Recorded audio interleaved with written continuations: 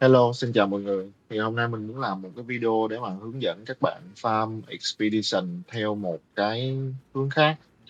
Thì có thể các bạn đã biết rồi là hiện tại thì mọi người thường tập trung farm expedition bằng cách là mở những cái map giống như vậy, là nó có tìm những cái map mà nó có nhiều cái dòng rating A, hoặc là triple A hay là A plus gì đó, hoặc là Fallen Star, để mà các bạn đi expedition kiếm currency và những cái vật phẩm có giá trị, giống như là cái viên Outer Legacy này, đúng không? Thì viên Outer Legacy này là 300 deep nè. Thì chủ yếu là mọi người sẽ farm từ những cái Grand Expedition này hiện tại. Tuy nhiên là cái video của mình hôm nay ấy, mình không có hướng dẫn đi theo cái hướng này, mà mình muốn giới thiệu các bạn một cái hướng khác. Đó là đối với những cái map mà giống như vậy, Ờ, nó nó nó chỉ là B hoặc là D hay là B thôi, thì những cái map như thế này á là gần như là map chết, là map dead. Các bạn thường sẽ không bao giờ đi những cái map như vậy, các bạn bỏ luôn. Thì nhưng mà từ những cái map này á, nó cũng có một cái cách farm khác, đó là các bạn farm cái Olroth Saga này. Thì lý do tại sao lại đi farm cái Olroth Saga này là vì ờ, trong cái Olroth Saga đó nó chắc chắn sẽ có một con boss nó tên là Olroth Origin of the Fall. Thì cái con này á là nó sẽ có tỷ lệ rớt ra ba cái cục Lineage Support Gem rất là có giá trị. Ví dụ đây là ba cái cục mà nó sẽ rớt nè. Bây giờ mình sẽ search giá các bạn xem thử ha. Bỏ vào đây. Đây mình có search thử trước một cái nè, rồi mình search cái này đi. Đấy, ví dụ như cái cục này là cái cục đầu tiên nó có thể rớt, là nó có giá trị là 120 đít. Và cái viên thứ hai nó có thể rớt, đó là viên này, là giá trị là 329 divine, tức là nó ngang ngửa với cái cục Outer Legacy á. Mà cái tỷ lệ mình thấy ở đây nó drop rất là cao nha, nó 18% drop cái cục Exodus Ultras này. Ngoài ra nó còn rớt một cái cục nữa là Ultras Omen. Cái cục Ultras Omen này nó cũng 22 deep, tức nghĩa là mỗi lần bạn vô đánh boss thì là các bạn có tới ba cơ hội để mà bạn lụm được ba cái viên support này. Còn những cái item trên này ấy, thì nó cũng có drop, nhưng mà mình thấy nó không có giá trị nên mình sẽ không đề cập tới, và chỉ chủ yếu là tập trung farm ba cái viên Lineage support gem này thôi. Vậy thì setup làm như như thế nào để mình đi một cách nó tối ưu nhất? Thì nó vẫn như là một cái setup bình thường, các bạn đi farm những con map boss khác như là Rakiata Flow hay là Garun Khan thôi, nhưng mà nó sẽ khác một tí ở trong cái Atlas Q3 này. Ví dụ như là bình thường á, các bạn đi farm mà từ cái Grand Expedition Remnant, đúng không, thì các bạn sẽ chuyển cái này là về map Desert nè, là map sa mạc, để mà các bạn lấy cái buff từ effectiveness monster này để rớt nhiều được currency nhiều hơn, divine kiểu thứ, rồi chaos cao ọp gì đó, thì các bạn sẽ lấy cái này. Tuy nhiên ờ, cái setup này nó sẽ chủ yếu là chọn cái này, là bạn phải chọn cái forest này. Chọn cái forest này á, để mà nó chuyển những cái vùng mà Grand Expedition của bạn á, cái vùng ngoài biển á, nó thành cái vùng forest, vùng khu rừng. Thì tại sao lại chuyển về khu rừng? Khu rừng ở đây là nó có một cái dòng ở đây. Nó nốt một cái passive ở trên Atlas Q3 của bạn. Thì ở đây nó sẽ có một cái dòng số 2 nè, là 50% các bạn sẽ có tỷ lệ rớt ra những cái cục Lineage Support Gem đó. Vậy thì kết hợp với cái này và cái này, thì các bạn ở đây bạn chọn sẽ là chọn số 2. Bạn chọn cái ô số 2, và ở cái Atlas Q3 cho Expedition thì bạn sẽ chuyển nó về số 4. Ok. Vậy thì những cái map mà mình nói là những cái map mà chết giống như vậy á, cái map mà nó quá ít những cái dòng mà triple A hay là A plus á, như cái này hồi nãy mình xem á, nó là B, đúng không? Nó là B 2 dòng B rồi 1 dòng D. Tại sao bây giờ cái này nó không hiện cái app? Ok, để mình mở lại cái này cho các bạn xem. Google Sheet. Thỉnh thoảng cái app này nó sẽ bị bug, nó không hiện tier. Đây, ví dụ như là cái cách thông thường á, mà mình xem tier là mình sẽ xem từ cái này đúng không? So sánh nè, unknown rule, so sánh như trong cái bảng này. Rồi it's try at least này, cái dòng số 2 nè, it's try at least. Dòng số 2 thì nó là đi thôi nè. Rồi cái warm but risky nè, warm but risky risky không có. Warm but risky là chắc là cái it's warm Lost Islands này nè. Rồi unknown rule đó, như cái này nó là BD nè. Rồi thì vậy thì cái map này là map chết, thì mình sẽ sử dụng cái Olroth Saga này để mình bật cái này lên mình đi. Đừng có bật cái Untold Saga nha, bật Untold Saga là không có đi trên cái này nha. Bật cái Olroth Saga lên chỉ đi những cái map mà nó chết thôi, còn những cái map xịn á, thì để xài đi farm currency từ những cái Grand Expedition bình thường. Rồi đây mình mở ra, đây nó sẽ có một cái con boss ở đây. Ồ, tôi nghĩ cái này hơn là mở ra một đống Grand Expedition, quá ngon. Đây có một con Oscars Iceland nữa nè. Đó thì các bạn sẽ vô đây đánh cái con này, cái con Oscar Iceland này. Thì đây nó cũng có những cái node expedition bình thường, thì các bạn cũng setup farm bình thường. Ví dụ như mà setup để mà farm những cái Grand Expedition này á, thì là mình sẽ xài những cái tablet giống như vậy. Cái này là setup rẻ nhất có thể mình đi thôi nha. Còn setup mà xịn để farm những cái xịn hơn á, thì mình setup kiểu khác. Ví dụ như đây là rẻ nhất nè, thì mình sẽ ưu tiên những cái dòng giống như là increase effectiveness với lại rarity. Rồi rarity found in map với lại increase effectiveness, hoặc là rare monster. Đó thì cái này là đi những cái setup bình thường.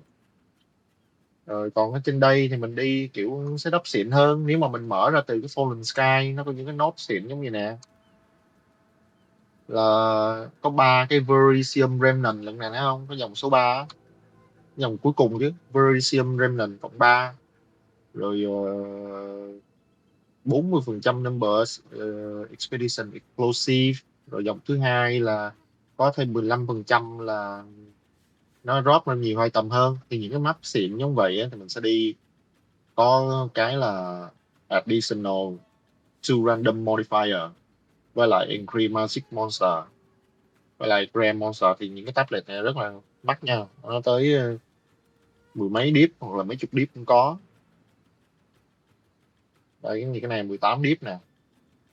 Đó thì chủ yếu là những cái xịn giống vậy thì mình mới setup như vậy. Còn mà đi những cái mà bình thường giống như vậy á, thì mình chỉ đi như cái này thôi. Mục tiêu của mình nó không phải là farm như cái này, mà mình muốn đi đến đây farm cái chỗ này. Nhưng mà do vì nó có những cái nốt giống như vậy block cái đường của mình á, thì mình sẵn tiện mình farm luôn.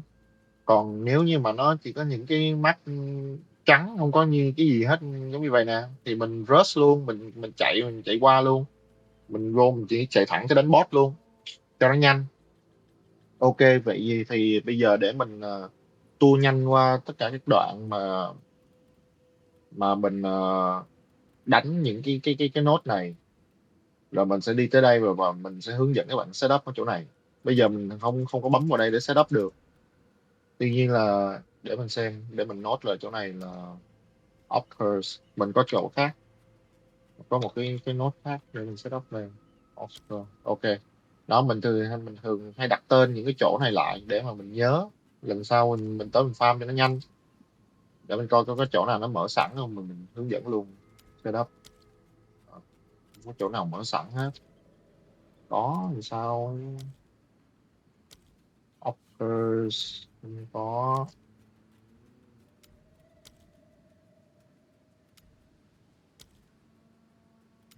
Xui gì ta, không có cái nào mở sẵn hết. Ok, vậy thì nếu mà không mở sẵn á, thì mình sẽ chạy nhanh tới cái chỗ này rồi mình hướng dẫn cho các bạn cái phần tiếp theo. Hiện tại thì để mình đi tạm hai cái nốt này để mình đi vào đây luôn. Để bây giờ để mình đi tạm cái nốt này, thì đi cái tạm này thì mình cũng chỉ lấy rarity với lại monster effectiveness thôi. Đó, rồi mình kẹp những cái này rồi mình vô đây. Sẵn tiện này mình demo luôn cho các bạn xem cái mà cách farm bình thường như mọi người thường hay farm. Nhưng mà mục mục đích thì cái video này nó không phải là farm cái này, mà là farm cái map boss nhiều hơn. Right then, who wants to get blown up? Các bạn nào mà không muốn xem cái đoạn này, các bạn có thể tua qua đến cái đoạn mà mình nói về cái setup cho cái farm con boss Olroth nha. Cái này là mình demo cho các bạn xem thử mình đi chỗ này nó sẽ như thế nào thôi. Sẵn tiện mình làm luôn.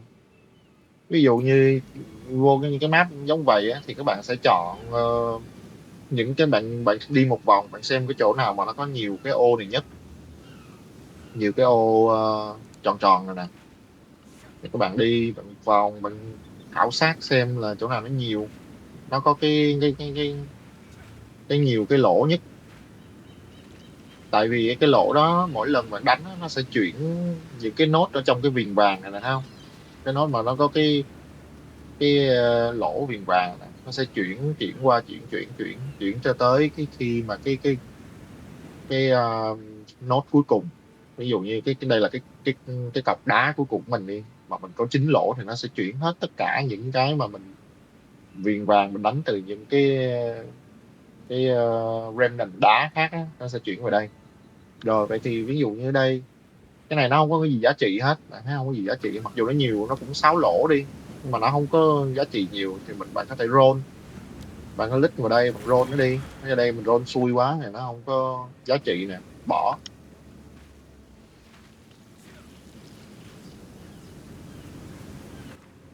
Rồi đây nó cũng không có cái gì ngon hết, mình roll luôn. Bạn nhớ là khi các bạn roll á, thì bạn sẽ không có chọn được bất kỳ một cái nào ở trong này nha, nghĩa là nó sẽ random. Nhưng mà các bạn sẽ nhìn cái ký hiệu từ trên đây, bạn sẽ biết được cái phần thưởng mà nó sẽ cho bạn là cái gì. Ví dụ như đây là cái hình tròn tròn này, thì mình nghĩ là cái này nè. Đó, rồi cái ô màu vàng này thì là ở đây, thì chắc chắn là nó sẽ rớt cái spore này nè. Rồi tới cái này cũng vậy. Ờ, mục tiêu mình muốn á, tìm á, là ví dụ như là những cái ô mà tròn này á, mà nó không có những cái dòng giống như vậy nè, bone rule nè. Để mình bật cái nốt lên cho các bạn.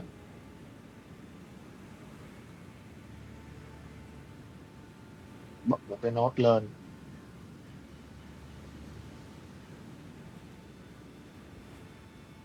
Những cái mà có giá trị á, là nó sẽ là bone, power,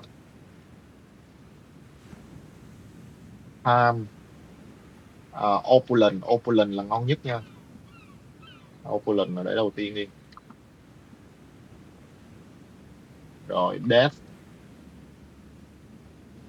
Thì đây là những cái nốt mà các bạn nên lưu ý từ những cái viền vàng này. Nếu mà cái viền vàng này á, mà nó có sẵn nó nằm ở trong cái ô 3 sao này này, mà nó là một trong những cái này á, thì các bạn nên chọn. Mặc dù là cái phần thưởng nó sẽ không có ngon, nhưng mà nó có những cái này á, thì các bạn nên chọn. Ví dụ như cái opulent này nó sẽ cho bạn là rarity, nó sẽ tăng tỷ lệ drop item với lại currency ngon. Còn những cái bond này á, ví dụ cái bond này á, thì nó sẽ chuyển hóa cái mod những cái monster này, những con quái vật mà bạn giết nó sẽ chuyển hóa cái mod sang những con khác. Thì rồi cái time này nó sẽ cho các bạn đánh thêm một lần nữa, rồi nó sẽ hồi sinh mấy con quái nó lại tiếp tục rồi đánh tiếp. Đó, thì khi mà bạn đi thì các bạn chỉ cần chú ý những cái nốt này thôi. Rồi ví dụ như đây nó không có gì ngon hết thì mình tiếp tục mình roll. Rồi mình lại xui quá, mình không ra cái gì có giá trị cả. Ví dụ như cái map này mà nó không có gì giá trị hết luôn á, thì mình skip luôn, mình không cần phải farm. Ở như đây là nó có opulent, nhưng mà nó không phải nằm ở trong cái này, nhưng mà cái này nó lại là bond. Thì mình có thể lấy cái bond này cũng được, hoặc là mình lấy cái master word, nhưng mà với mình thì 300x thì nó không có giá trị, nên mình lấy cái bắp là bond. Rồi đây lại bond tiếp.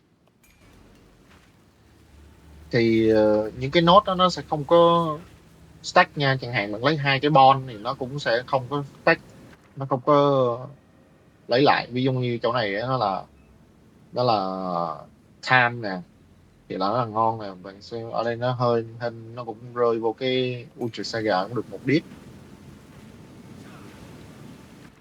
Rồi ở đây thì cái này nó không có gì hết, roll. Khi còn roll thì nó sẽ có tỷ lệ nó rớt ra nhiều dòng không. Ủa, cái này opulent nè, mình nên lấy. Ví dụ như cái này opulent thấy không, mặc dù phần thưởng nó là không có giá trị gì hết, opulent bỏ, lấy cái này. Rồi như trong cái map này nó không có cái map nào, nó không có cái cục đá nào mà có nhiều lỗ cả, nên là khá là xui. Nhưng mà tại vì mình cũng không có, chủ yếu mình đi farm này á, nên là cái năm currency này thì nó cũng hên xui nha, nhiều khi nó sẽ rớt 5 mirror thì cũng không biết được. Đó, ví dụ như mình roll đây đi, này nào mình roll lại may mắn ra cái power này không, là đúng cái nốt mà mình cần luôn. Đó, mặc dù là nó rớt trúng cái Surf Triumph cho mình luôn rồi, mà nó chọn cái Surf Triumph cho mình, vậy là mình không chọn được cái này nha, mà nó rớt như cái này 2 đít cũng được. Vậy thì cái này mình thấy là có vẻ là cái mà nhiều lỗ nhất của mình có từ trước đến giờ rồi, nên là mình sẽ giữ cái này là cái cuối cùng. Còn cái này thì 5 mirror chắc giữ lại đi, hên xui ha. Rồi tiếp tục, cái này thì xa quá, có thể là skip cũng được, cái này không có gì ngon hết. Không có bond, không có death, không có opulent, không có power, roll. Rồi cù bắp bỏ luôn. Rồi ngoài ra nó cũng có những cái hầm mộ này nè, mình chui bạn đánh á, thì nó sẽ cho bạn cái tỷ lệ mà bạn rớt công thức.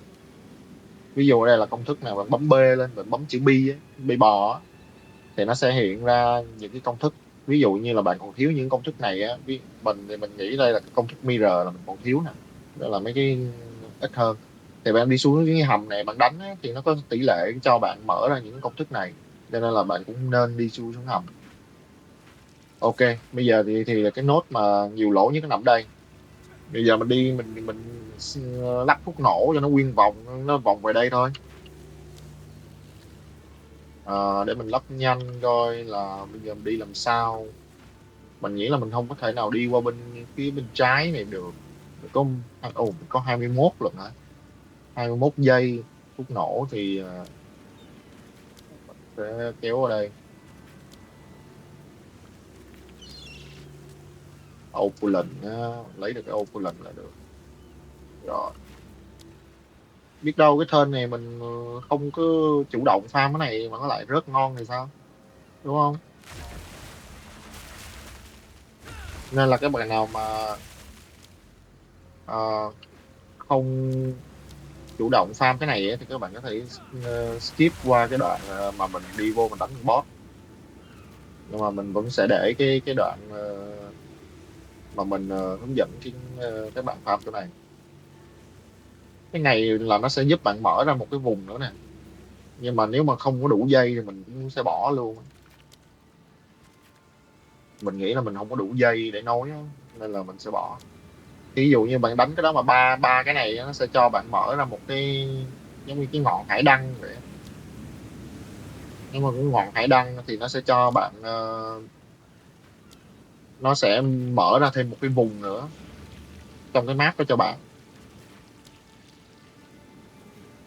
Nhưng mà ở đây thì mình bỏ rồi. Ví dụ như cái cột này cùi bắp thì mình bỏ luôn, mình skip thôi. Có thể trong cái video này mình sẽ đặt dây nó không có tối ưu lắm nha, tại vì mình muốn skip qua cái đoạn này thôi.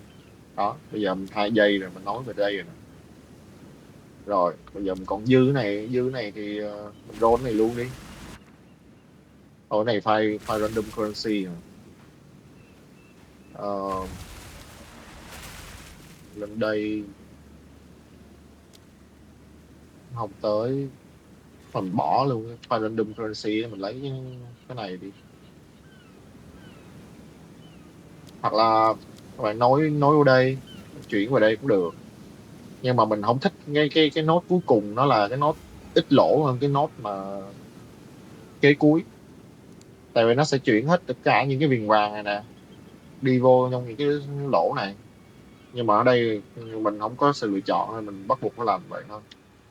Rồi bây giờ mình mở ra cái này, rồi các bạn đánh thôi.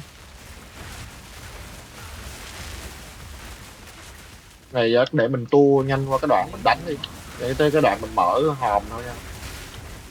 Để mình tua. Đây mình đánh tới cái cột đá cuối cùng này. Nhưng mà để mình đánh xong cái này rồi mình mới đi khui được.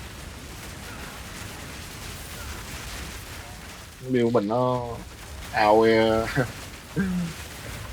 kính màn hình luôn á, nhưng mà bị cái là nó lag á, tại vì cái này mà GPU phải khỏe là mới chơi được.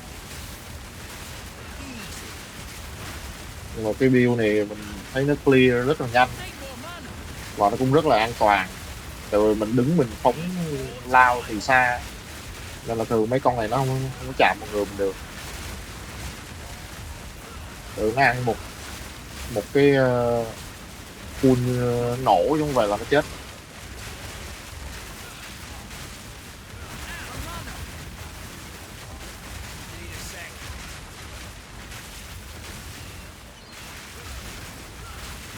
Còn ở trâu dưới trời. Thì mình có làm một cái video mà show cái build của mình đi 200 delirium á, nên là các bạn bạn nào mà muốn xem thì có thể xem cái video đó. Ờ, bên dưới phần description của video đó mình cũng có để cái link của build in ninja với lại mobility cho cái build của mình. Nếu mà các bạn nào mà thích chơi cái build này thì các bạn có thể xem và tham khảo hơn. Mấy cái con mà nó đánh nó không mất máu như vậy nè, là bởi vì nó có một cái con khác giống như là con ở ngoài này nè, phải đánh chết cái con này á thì mới mới giết được cái con bọ cạp đó, còn không là nó sẽ không bao giờ mất máu rồi. Kiểu nó có một sự liên kết đó.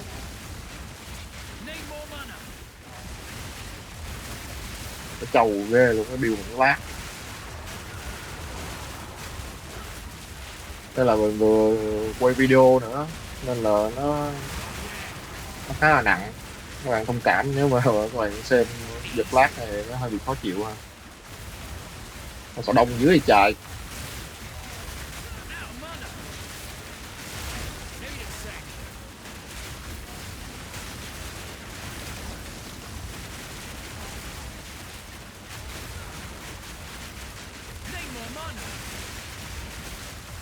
Đệm ngô lẹ thôi mà. Để mình pause lại, mình tua tới cái đoạn mình đánh xong này rồi mình cũng biết khi nào nó xong nữa. Ôi trời ơi, cùng cũng đánh xong. Bày một cặp 6 con nó lùa. Đó, rớt quá trời divide luôn. Đã chưa? Mà cái này là mình cũng không có chủ động đi farm. Me pockets are full. Trên đây còn nữa nè, con này còn chưa nhặt. Rồi còn mấy cái mình đánh mình chưa nhặt.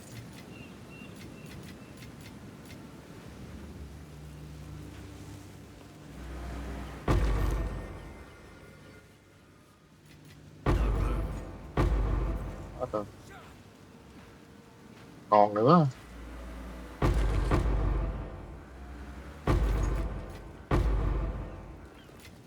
My pockets are Cái full. này thì không ngon. Thì còn đâu đây nữa đấy, hai cái. Đi vai tiếp.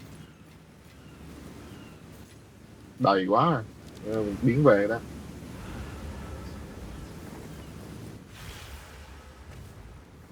Speak. Nói mình farm cái expedition nữa không? Trung bình là mình cũng đã 7 deep mà chưa kể mình chưa tính những cái currency nhỏ lẻ ở ngoài.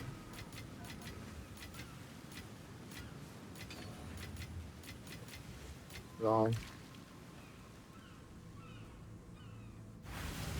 Thì có hai hướng, các bạn có thể đi farm cái dạng đánh cái Grand Expedition Who giống wants to get vậy blown up? để mà drop currency, Rồi ra thì các bạn cũng có thể đi đánh cái giống như mình chuẩn bị sắp nói. Ở đây là có những cái chỗ giống như bạn đang chơi chui xuống nha.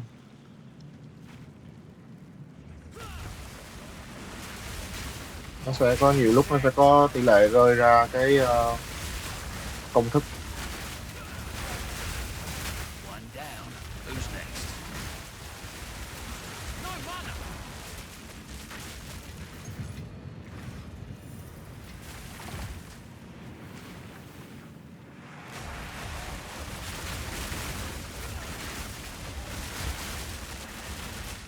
Đó, người đã có gì một công xuống. Mà bây giờ xong rồi, bây giờ chỉ có đi nhặt đồ thôi là xong.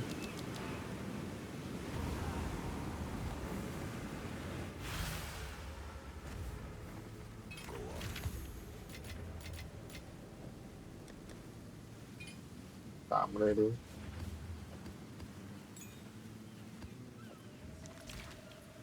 Ờ, bây giờ mình sẽ quay lại cái map kia để mình xem là mình đã clear đủ chưa. Thỉnh thoảng nó sẽ bị bất cái nghĩa, nó sẽ nhảy về cái khu vực các bạn đánh.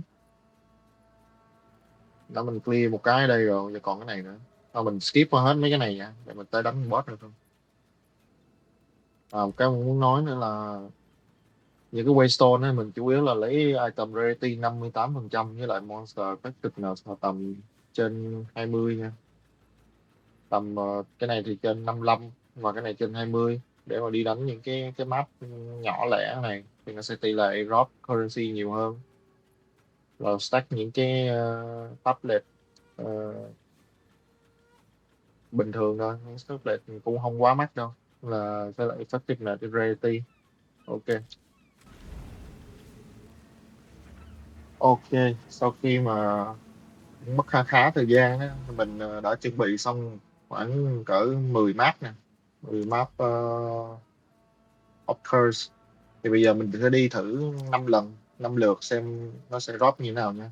Thì setup của mình ở đây mình cũng đã chuẩn bị sẵn map rồi. Đầu tiên bạn sẽ cần một cái là Vision of Paradise này để mà đánh thêm một lần nữa. Thì cái giá của cái Vision Paradise này hiện tại á, là nó rơi khoảng vào 6 dip, 6 divide một cái.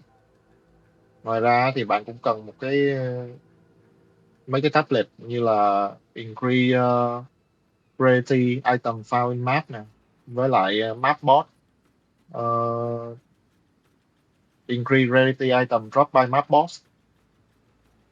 Thì hiện tại thì cái này nó giá nó cũng cũng mắc. Để mình sợ thử. Ví dụ như cái này thì nó sẽ còn một lượt thì nó sẽ còn 10 dip, 10 trao. Nhưng mà nếu mà ấy thì nó sẽ rẻ hơn. Ví dụ mình bỏ hết, mình tắt hết những cái này đi, những cái dòng dưới này thì không cần, chỉ cần hai cái dòng này thôi. Rồi ví dụ như bây giờ mình để 59, này để 12 thì nó có giá là một dip, nhưng mà nếu mà bạn để xuống 11 thôi, gần maximum thì nó sẽ rẻ hơn tí. Giờ nó cũng là một mà mình phải giảm xuống nữa. Đây 10 thì nó chỉ còn có hai trao thôi, tùy cái budget của bạn setup như thế nào. Nói chung là mình sẽ cần hai dòng, đó là Rarity Item Found in Map với lại Rarity Drop by Map Boss. Thì bạn sẽ kẹp vào hai cái này vào. Đây thì mình có hai cái mình kẹp vào. Ví dụ như những cái map boss bình thường ở ngoài á thì bạn phải cần kẹp thêm cái Forest Tablet nữa. Tuy nhiên mình đã chọn cái Atlas ở trong đây là nó đổi cái vùng này thành Forest, cho nên là các bạn không cần phải kẹp Forest nữa. Rồi bây giờ mình sẽ đi thử 5 lần xem như thế nào nha. Bây giờ Waystone á, thì các bạn chỉ cần quan tâm tới là Waystone Drop Chance 135%. Mình chọn là 135%, các bạn có thể chọn 130 nó sẽ rẻ hơn. Và item rarity mình để là 80, các bạn có thể chọn cái này nó cũng thấp xuống tí nữa, nó sẽ rẻ hơn. Tuy nhiên là cái Waystone Drop Chance này á, thì là hiện tại mình setup như vậy. Mình có thể search giá thử mình xem. Bây giờ hiện tại giá nó vừa tăng lên là thành 10 trao, rồi lúc mình mua thì nó chỉ còn có 8 7 trao thôi. Bây giờ ví dụ giảm xuống 130 thì chắc chắn nó sẽ rẻ hơn rất là nhiều. Đó, hơi rẻ hơn, mà còn nó vẫn cũng không nhiều. À, đây dính cái pack size, chỉ cần 3 dòng này thôi, không cần pack size, không cần những dòng khác. Đó thì là 84% nè, 135 nè, phải cỡ 9 trao. Giảm xuống nữa thì nó sẽ rẻ hơn, 20, còn 6 trao. Đó thì mình sẽ cần những cái Waystone giống như vậy. Rồi bây giờ mình sẽ đi thử. Rồi mình sẽ bỏ vào đây Occurs đúng không? Rồi 135. Đánh con này thì nó cũng nhanh lắm, nó cũng dễ, không có gì khó. Chỉ có khó một cái là đi đi mở map để mà mất thời gian để đi đến đánh được con boss thôi.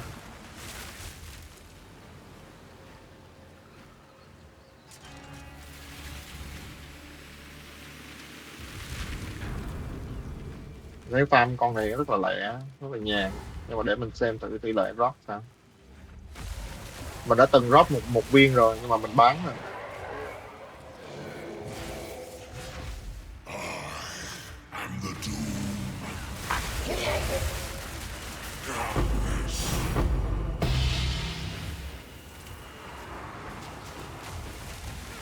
Đánh nhanh quá, nó còn chưa kịp spawn quái rồi nữa. Mấy con này thì không cần phải đánh đâu, mấy con minion đánh xong con boss là được. Rồi. Thì bạn đánh xong thì nó sẽ cho bạn vô đánh tiếp, nhưng mà bạn sẽ không kẹp được cái Vision Paradise nữa. Thì bây giờ bạn bỏ vào. Tuy nhiên ở chỗ này nó bị bug nè, tức nghĩa là ở đây nó vẫn hiện một ô trống, nhưng mà nếu mà bỏ vào á thì nó lại sẽ không cho bạn mở map.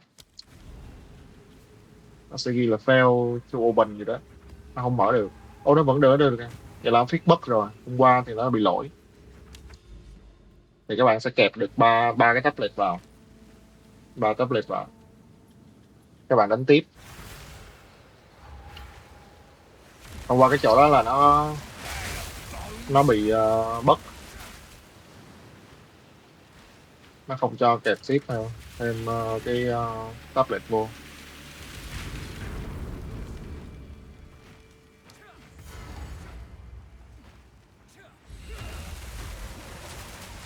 Mình đánh được 2 lượt rồi, để xem là nếu mà đánh 10 lượt thì nó sẽ rớt cái gì.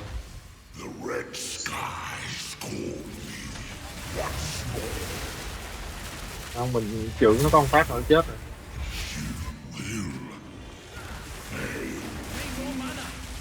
Ủa, nó chưa ấy à, nó chuyển phase. Nó chết rồi. Đây, Hamlet Jewel nhá, Ultra Omen. My pockets are full.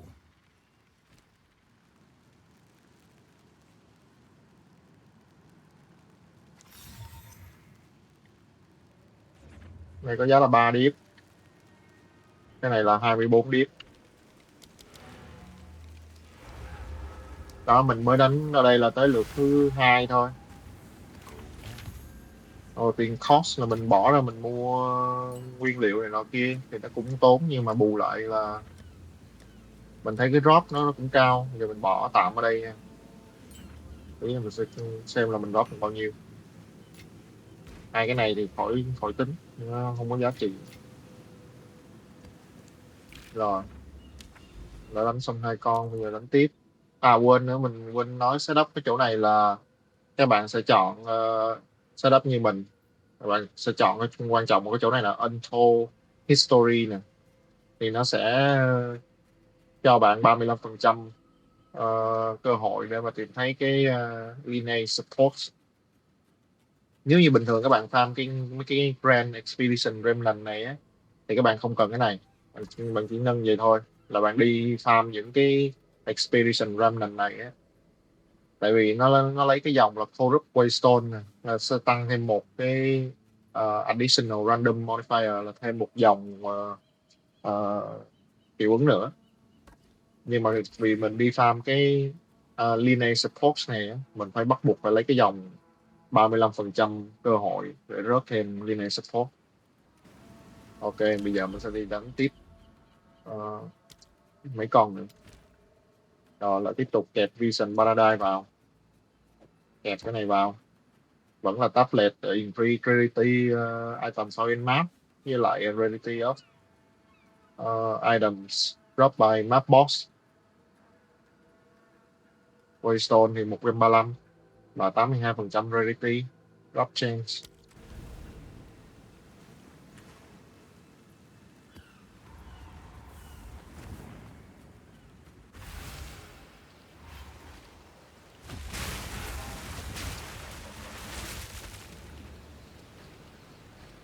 Mình tự đổi một cái nhẫn rarity của mình vào.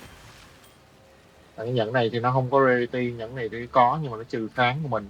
Nhưng mà mình thì cũng không cần kháng lắm, tại mình đánh nó chết nhanh quá. Bây giờ mình để 135, 151 xem là nó có drop nhiều không.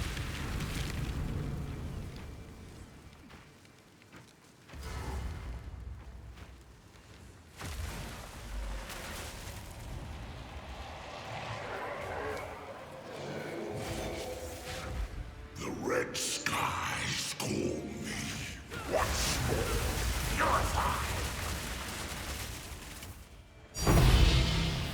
Crucible Seal vậy nè. Mấy cái Crucible Seal này thì nó không có giá trị đâu, mình xem rồi, nhưng mà mình vẫn phải kiểm tra giá cho các bạn xem.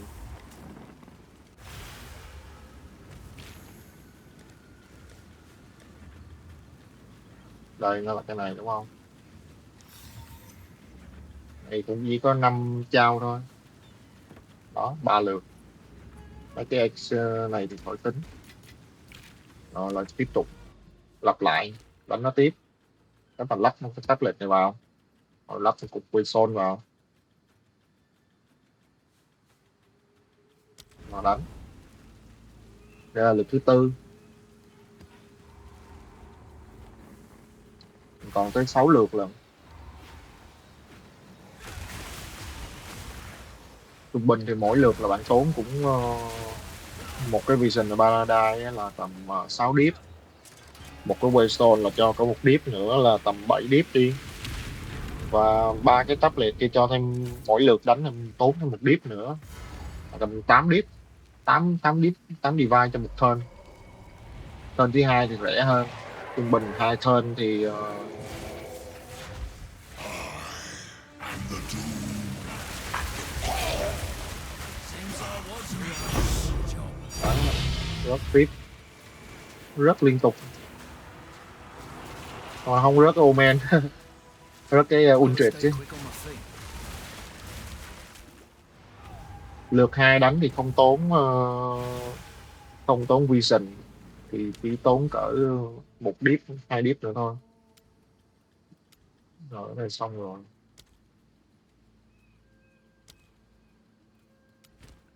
Tiếp tục kẹp vào, tháo một cái ra, để Vision vô,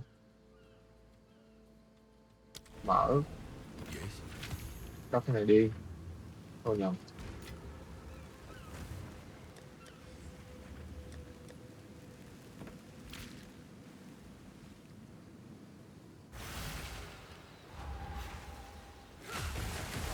Lượt đầu là tốn cỡ 8 deep, lượt 2 tốn cỡ 2 deep nữa là 10 deep, 2 lượt đi là cỡ 5 deep.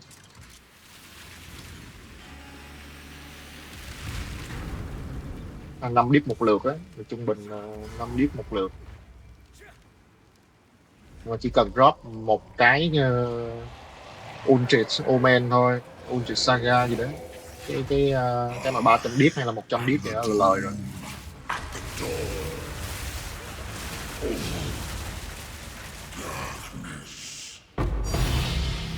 Crucible rất nhiều dưới người ta.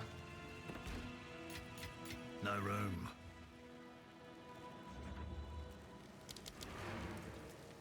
Hầu như turn nào cũng rất cái Crucible siêu. Speak. Và cái tiếp tục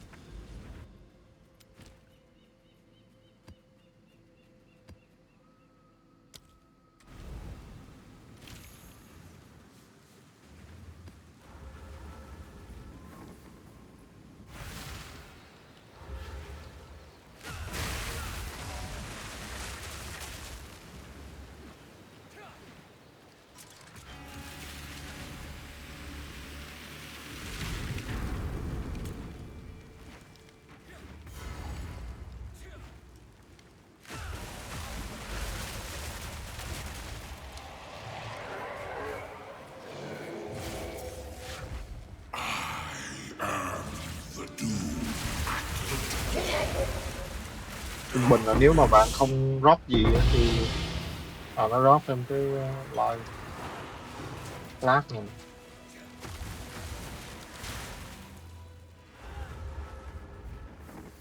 Trung bình nếu mà không drop gì á thì lỗ bộ 5 deep. Cái bình này bao nhiêu? Cái bình này 3 deep. Đó là cũng gỡ lại vốn rồi. Từ hòa cho tới cũng không lỗ vốn lắm, và có cơ hội thì sẽ thắng lớn. Giờ đã hết 6 lượt rồi, còn 4 lượt nữa.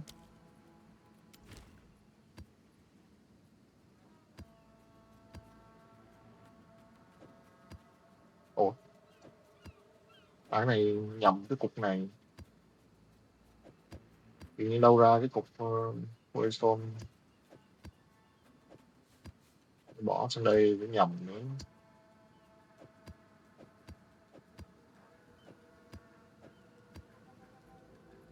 Ok.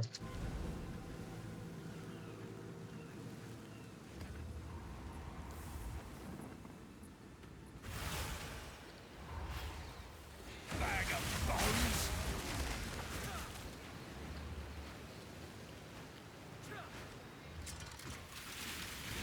Bình thường nếu mà các bạn chỉ rush tới con boss thôi á, không đánh content gì hết thì rất là nhanh. Mình chỉ cần mở cái Olroth Saga rồi bằng rush tới đánh con boss thôi, nó rất là lẹ. Mà mình cũng nghĩ là nên làm như vậy, tại vì mục tiêu bạn farm con này chứ không phải farm cái Predation kia.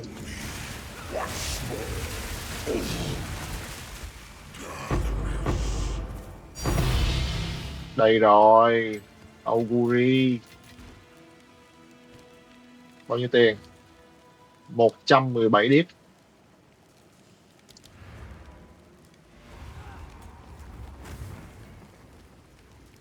Vậy là lời rồi. Speak. Vậy là quá lời rồi. Mình đâu ờ, chưa cần tính mấy cái kia, tính mỗi cục này không là lời rồi.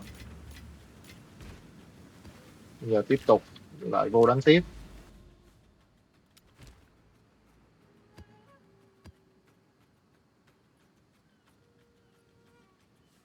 Nhớ kiểm tra kỹ là có kẹp đúng tắp đẹp không.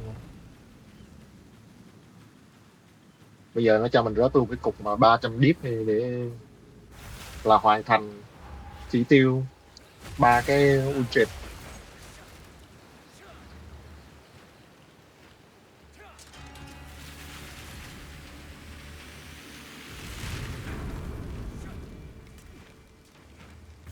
Nói chung drop cái này á thì nó cũng tùy thuộc vào nhân phẩm của bạn nữa, chứ không phải là lúc nào bạn đi nó cũng sẽ drop. Nó sẽ có tỷ lệ drop Skies call me. phần trăm á. Như nãy mình mở cái bảng kia nó có cái tỷ lệ phần trăm là 18% nè, rồi 8%. Đó, nó cũng có drop divide rồi nhiều. Mình thấy tên nào trung bình cũng được một cái túc tắc.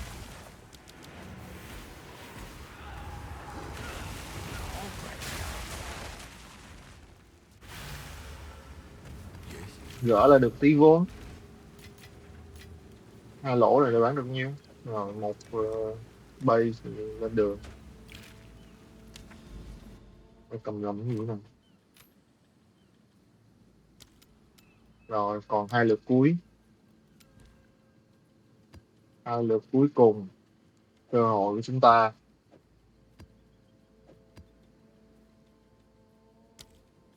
Vô.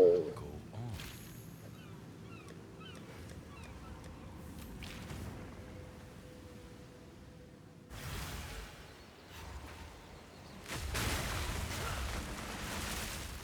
Cái này là mình không có setup gì sẵn.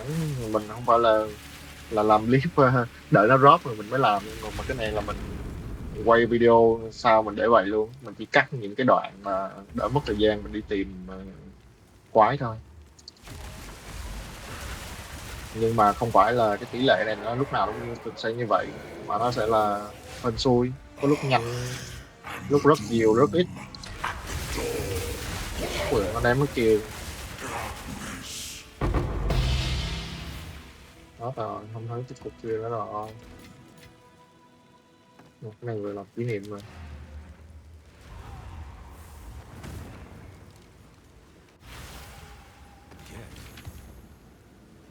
Ví dụ như bình thường các bạn farm cái kia, cái Grand Expedition á, thì nó sẽ rớt từ 6 điếp trung bình. Còn cái này thì nó vẫn cho kẹp việc. Lượt 2 bạn không cần phải chẹp Vision Paradise á, tại nó không tính tính là đánh tiếp được đâu. Nó chỉ tính một lần thôi. Ủa sao này nó không cùng xung cái Vision Paradise mình mang? Cái này là thỉnh thoảng á, nó sẽ có một cái cơ hội là nó sẽ không còn xung cái Vision Paradise này nha. Thì thế thì đỡ tốn.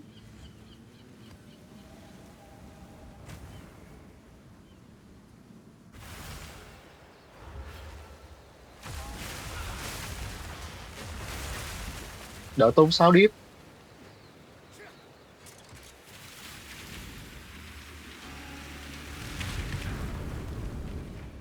Đánh cái kiểu này á, thì bạn phải chờ big drop thì mới có lợi nhuận. Còn đánh mà kiểu Grand Expedition bình thường á, thì sẽ trung bình được 6 đến 8 điếp mỗi turn. Đỏ thì có thể nhiều hơn, tới 200 điếp lần. Cái này thì cũng vậy, đỏ thì lên 300 điếp. Chẳng hạn tên này chẳng hạn nè, tên nào có không? Ui dồi ôi, perfect trao mà không có full nọ. Đây là full rồi, cái tên lê rồi. Rồi vậy là hết 10 lượt. Hết 10 lượt thì sẽ có một đống này. Với lại thêm mấy điếp lẻ nữa thì mình không tính. Thì cái này là cả 15 trao. Cục này á, thì là 117 điếp. Và cục này thì là 24 điếp, là 130 mấy rồi. 117, 124, 141, cho 150 đi. 150 thêm cục này nữa là 3 điếp nữa. Đó. Trung bình hết đống này là cỡ 150, cỡ 150 điếp. Mình chỉ tính khoảng khoảng vậy thôi, mình không tính chính xác. Ok, vậy để mình tổng hợp lại là các bạn cần phải làm gì. Đầu tiên, nếu mà bạn mở xem, bạn bạn sẽ thấy những cái map mà nó không có nhiều CA á, thì bạn sẽ mở cái Olroth Saga lên, bạn bật lên, bạn mở map Olroth Saga nè. Đó, bạn sẽ mở map, rồi sau đó bạn đi vô, bạn đánh cái con Obscure này. Thì setup á, thì là cần cần ba cái tablet. Một cái tablet đó là, thứ nhất là Vision Paradise, thứ hai á là Rarity Item Found in Map, và tiếp theo là Rarity Item Drop by Map Boss. Waystone thì chỉ cần Waystone thì chỉ cần item Rarity 80. Cái này có thể là 130 hoặc 135 hoặc là 120 gì đó, tùy cái budget của bạn. Tùy budget của bạn, như đây á là nó tầm 9 trao nè. Rồi lượt đầu tiên thì bạn sẽ bỏ một cái này và ba cái này, hai cái này vào, là ba cái. Lượt thứ hai bạn đánh xong, bạn sẽ bỏ ba cái này, ba cái tablet này vào, và bạn đánh tiếp. Đơn giản vậy thôi. Thì rồi ngoài ra thì là setup Atlas, thì chọn cái này thành Forest, và trên đây nhớ chọn cái này thành Increase Drop Chance by Lineage Support in Forest luôn. Rồi xong, như vậy là xong. Và còn Shadow á, thì bạn sẽ setup như vậy.